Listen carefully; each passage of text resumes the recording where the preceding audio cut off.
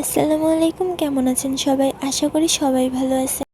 হয়তো অনেকেই জানেন যে আজকে আমি ঢাকা থেকে চলে আসছি, যার জন্য মনটা ভীষণই খারাপ। সেইটা আমার ভয়েস শুনেই সবাই বুঝতে পারতেছেন। মনটা খারাপ বলে আম্মু বলল যে চলো মেলা থেকে ঘুরিয়ে নিয়ে আসি।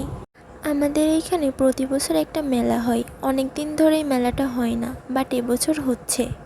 গত 4 দিন ধরে এই মেলাটা শুরু হয়েছে।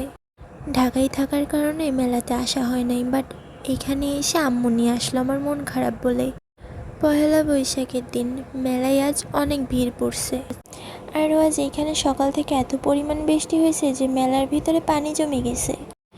আগে ছোটোবেলায় মেলাতে আসলে পুতুল, খেলনা, হাঁড়ি কড়াই এইসব ছাড়া আমি বাসায় যাইতাম না, এসব কিনে দিতে হতো, তারপর বাসায় যাইতাম।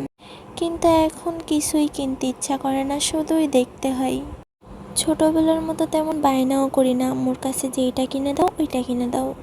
আজকে সব দোকানে অনেক পরিমাণ মানুষের ভিড় পড়ছে, তাই সোজা চলে আসলাম একটা আচারের দোকানে। আর আমার সব থেকে পছন্দের জিনিস হচ্ছে আচার। আচার দেখলে আমি নিজের লোভই সামলাতে পারি না, যেটা সত্যি কথা। তাই এখান থেকে একটু আচার কিনে নিলাম। আজকে জার্নি করার কারণে খুব মাথা ঘোরাচ্ছে, তাই ভিডিওটা আর কন্টিনিউ করতে যাচ্ছি না। ভিডিওটা ভালো লাগলে লাইক, কমেন্ট, শেয়ার করবেন।